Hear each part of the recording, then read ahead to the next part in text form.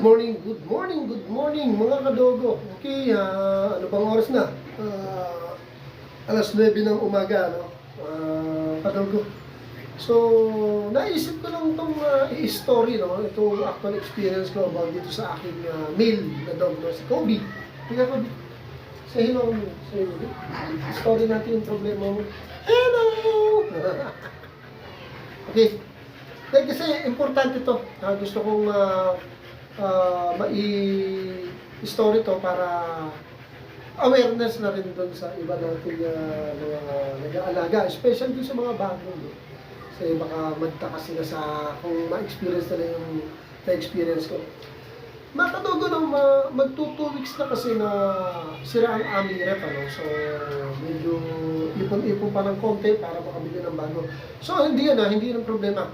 Ibig sabihin po, yung 2 weeks na yun, hindi kami nagluluto ng ulam para sa aming aso. Talagang puro dog food po ang kinakain ng mga alaga namin. Especially ito po si Kobe. Si Kobe sanay po ito talaga sa dog food sa unang may-ari. No? Sa akin na lang nasanay ng rice yan. So, nung pagdating dito, na-adapt naman niya yung diet niya sa amin, yung protein, rice, dog food, halo-halo. So, maganda naman yung pupo. Walang problema. Tapos, yun nga, nung nawalan kami ng rep, kung ano yung brand ko, hindi ko na po sasabihin, no? Yun yung pinakain namin, 1 week mahigit, last week, puro yun. Walang naging problema. Ngayon, ito, kaya in-story ko ito para sa mga bago. Nagpalit po ako ng brand. Nung nagpalit ako ng brand, pure dog food po pinapakain namin, no? Minsan, hinahaluan lang ng sabaw, pag nakakahiin dyan sa may labasan sa dog food, o kaya gatas dog food, puro dog food talaga. Kaya lang magpalit kami ng brand po, hindi ko na rin po sasabihin, para awareness lang. Kasi kayo mismo makakaalam kung ano ang sistema ng inyong aso sa brand ng dog food na ginagamit nyo. Nagpalit ako mas mahal pa nga ng konti dun sa usual na ginagamit namin. Kaya lang lumabot yung pupo ni Kobe. O, hindi ko inisip na doon sa dog food, ulit ko pa, hindi ko inisip kasi dog food ko yan. Kaya lang tumagal po 3 days, 4 days, nagtot ng pupo. So, malakas kumain lang, may gana siya, tapos nagkaroon na ng problema sa atin. Ito, pakikita ko sa inyo. Pakikita ko natin para sa awareness ng atin yan. Nagkaroon ng konting-konti lang naman nakati. No? So, kahapon, nasimulan na siyang bigyan ng gamot ng vet. So, naresitahan, tapos napainom na namin ng gamot mula kahapon. So, kaninang maga, medyo malambot pa rin, Hindi naman sobrang lambot na tubig, hindi naman. Nagtaka lang kami kasi yun yung dog ko medyo malambot. Hindi siya watery. Ayoko kasing ganun, hindi ako sanay ng ganun. So, ang sabi ng aking vet, si Dr. May, shoutout Dr. Magpalit ako ng dog food. Kasi minsan, sa dog food din, mayroon daw hindi talagang mga iyak. So, ibalik ko raw sa dati. Ang dami kong binili, kalahating sako to. So, hindi problema, Hindi problema. So, siguro masasayang na to. Pero konti na lang naman dahil 1 week halos namin napakain. So, bumili ako ng dati kong brand.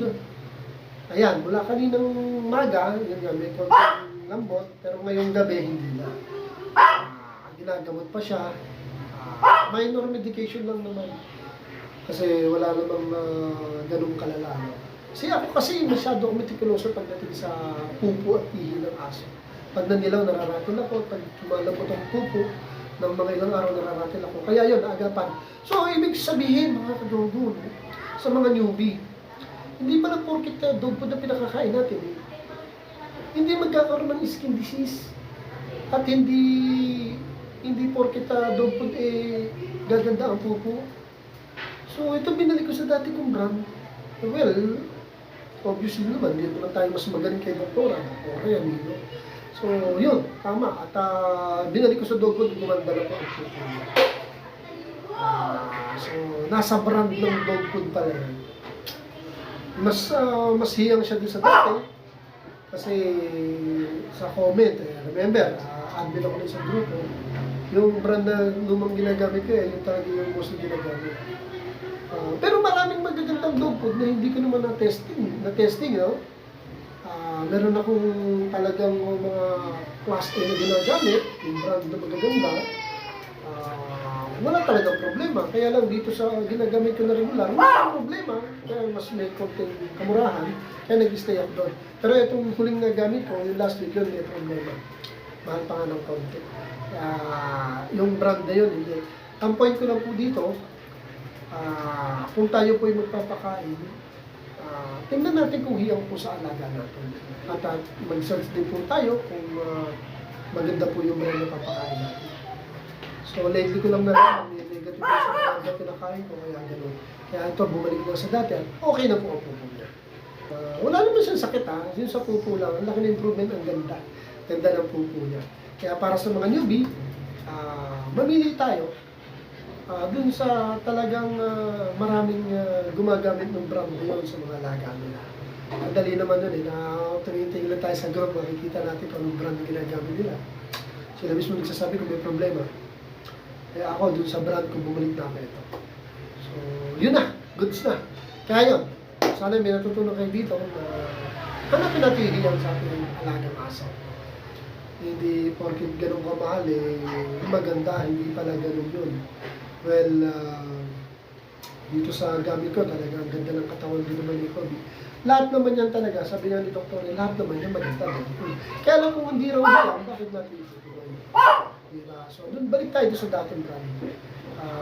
Dun siya hiyang. Pero lahat naman ng dog food, ginawa yun para sa aso. Yun nga lang, siyempre na yung brand na huling ginagamit sa akin, or ginamit ko, hindi yan para sa kanya. Kaya nagkaroon ng konting skin problem sa tenga pa. So ngayon maagapan na, wala na, okay na to. Wala na, hindi na siya nagkakamatay. So ayun, ayos yan. Para sa inyong mga newbie, sana, yun nga, tingnan natin may kung ano yung hiyang sa ating mga alaga aso. Okay? Dito na lang, sana may natutunan. God bless us all, Solid! Thank you for watching.